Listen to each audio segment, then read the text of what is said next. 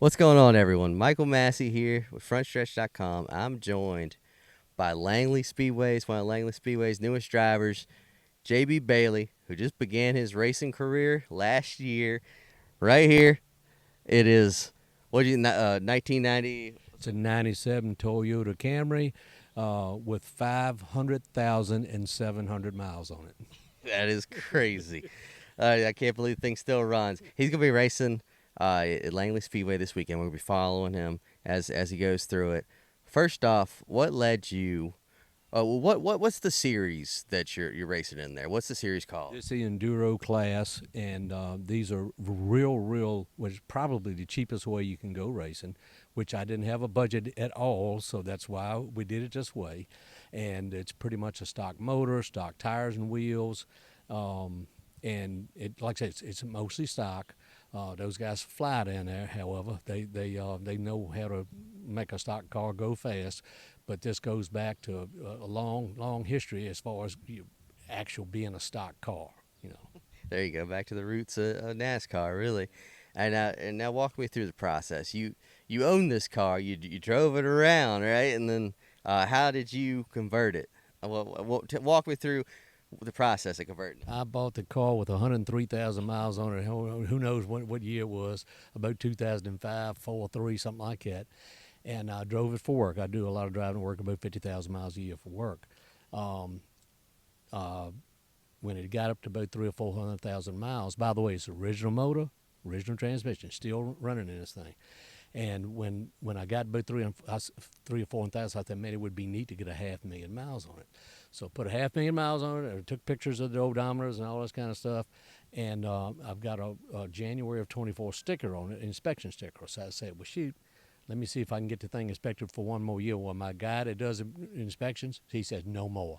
He said, no, this thing is so old. It's kind of rickety. He said it would take so much to get it to where it was the level to get inspection, Virginia State inspection. I can't do it anymore. So here I got a car. I don't have anything to do with it. And I'm thinking, they run those enduros. And I got to looking at the rules, and I don't have any money. Really, the only money I spent to speak of is putting a roll cage in. I had to get that. I had to take that somewhere to get a roll cage put in. But that was really all I had. Everything else I could do myself, So I started working on it probably a year ago, January, and just in my spare time. And it took a good 6 months to get it ready. And I followed all the rules. They've got the Langley Speedway enduro rules. I checked off every little thing, and it took me a long time, but I finally got it ready and drove the first race last August. Wow. So you've been a race fan all your life. I know you grew up going to races at South Boston Speedway. What's it like to finally call yourself a race car driver? Well, when I was growing up, every time somebody asked me what did I want to do when I grew up, I said, I want to be a race car driver. Well, apparently at 67 years old, I grew up because I started doing it a little bit. I'm still working. I got a paying job, but all of those years, and I even set it up through my 40s and through my 50s. If somebody asked me, I said, well, when I grow up, I still want to be a race car driver. So I finally got this chance when the car gave up and I couldn't drive it on the road. I took it to the racetrack. So never too old to live out the dream, huh? Right, yeah. Well, so you had that first race. You're gonna have your second race here. What was that first race like? My car is not running that great. It's probably running on about 2 cylinders, according to my mechanic guy. And I got it there for practice, and there were 20 cars on the track. My main idea was just to stay out of everybody's way. In order to stay everybody's way, I was going so slow compared to everybody else that they were just whipping by me. So practice was total waste of time. I came off the track like, oh no, this is going to be terrible. I was kind of depressed. And then into the race. It was a 30-lap race, 20 cars in the race. I ended up finishing 15th. I passed a couple guys. I got the hang of it about 20 laps in. It took forever. Finally got the hang of it. I was watching those guys, what they were doing. They were diving in the corners. Front-wheel drive cars, all of them are 4 or 6-cylinder front-wheel drive cars. And the car will follow wherever you put those front tires. So I started diving in like they were, got a little momentum going, and actually, passed a couple cars.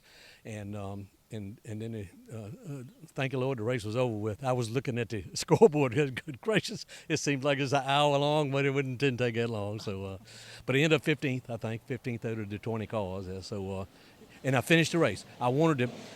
My 3 things, the goals were to make it to the track, the trailer that I had bought, passed tech inspection, which I did, and then finished the race. Not have any idea I would be winning it, and cars were blowing by me like I was sitting still coming over the corners because I'm not running in with a couple cylinders, but it was great fun. I had 30 or 40 some people there in the stands, and there were times when I was going down the straightaway where I could hear them over the roar of the motors, and that's the truth. They were so loud. They all had green shirts on, kind of to match the color of the car, and it was just, apparently they had a lot more fun than I did.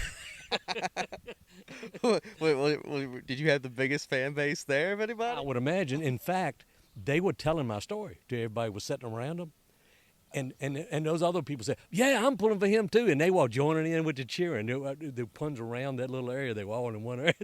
All of these strange people started cheering for me too. It was pretty cool. So Show up with a merchandise hauler this next time. You got any different goals for this time, or is it the same 3 goals? I want to make it to the track.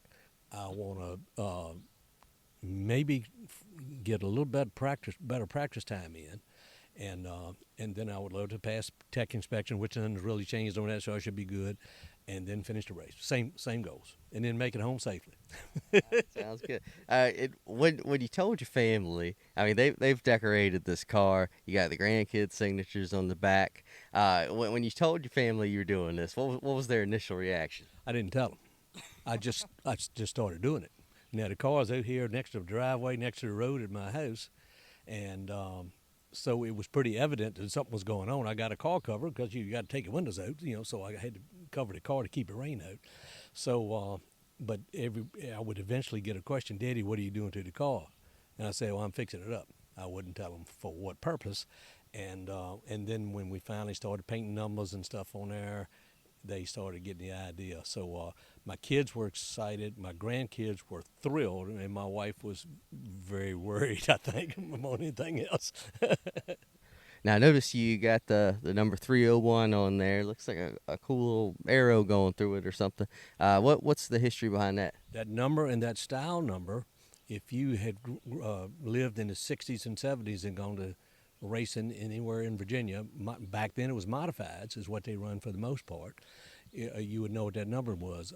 There was a guy in my hometown, Keysville, Virginia, named Shorty Shook. Shorty Shook built and owned the car, and he had a couple of famous guys drive it. Runt Harris, one of the H-boys, Runt Harris, Ray Hendrick, Ted Harefield, and Sonny Hutchins were the 4 H-boys winning most of the races back in those days. Those old modifieds through the mid-'60s and late '60s. And he ran that 301 number. That it was just, like I said, it was in my hometown. I was a little boy. I would go up there, and I would be looking like, man, this is so cool. But it's the 301 number with the arrow going through. We don't have the same paint scheme, but the same design and number on there, and that's where that came from. So. This NASCAR Hall of Famer Ray Hendrick, now that you're talking about. Ray Hendrick is right now, it just got voted in, should have been voted in a long time ago. He ruined a couple of years of racing for a lot of people because he won every daggone race that he would enter, but he was good.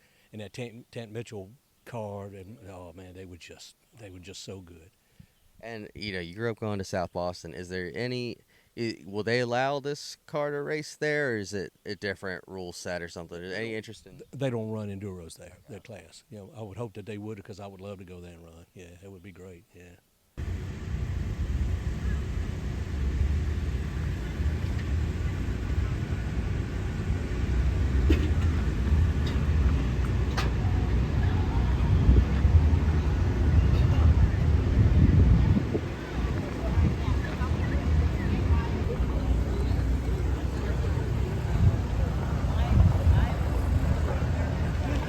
MasterCard. Call now 723-1131. Taylor Waste Services. Service is what they sell.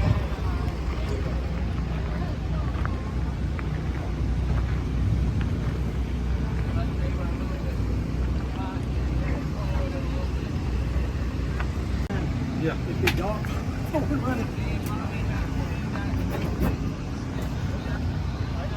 yeah, see, I was pushing real. I've only put about 2 million pounds into my life, and that's for doing that. Okay? If that don't work, I don't know what will.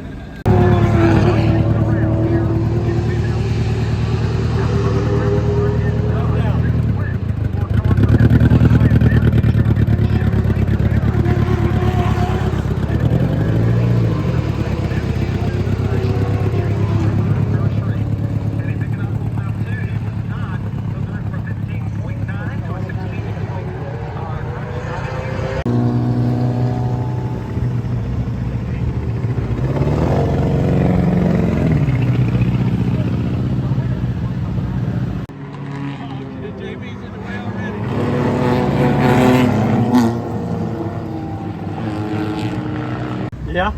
I knew what to expect. How many gallons do you want? 2 gallons. 2 gallons. If you're going 15 miles per gallon, that's 30 miles. You ain't.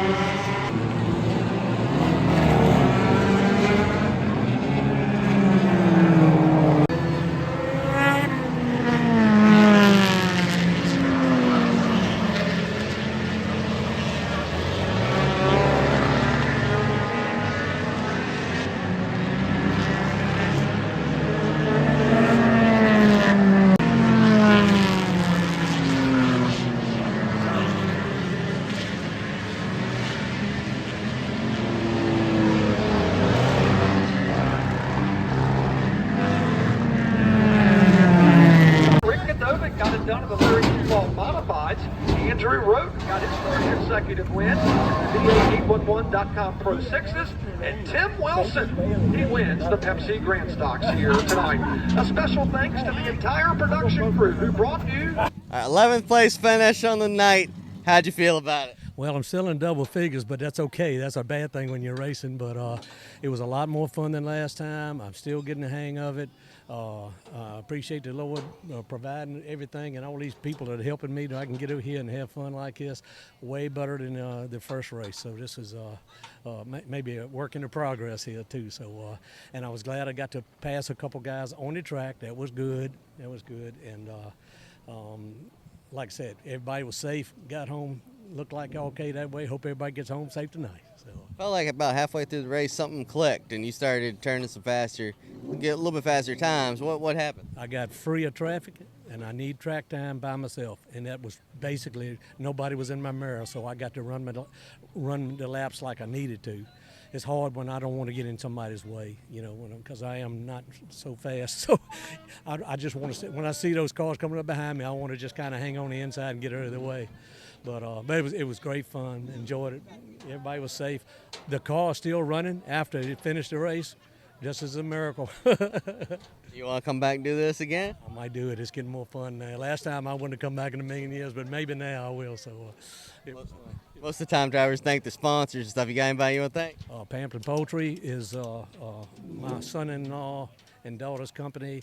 They have pasture-fed chicken and poultry of all kinds, and it's fresh and it's great, and they have a great little company coming along too. So.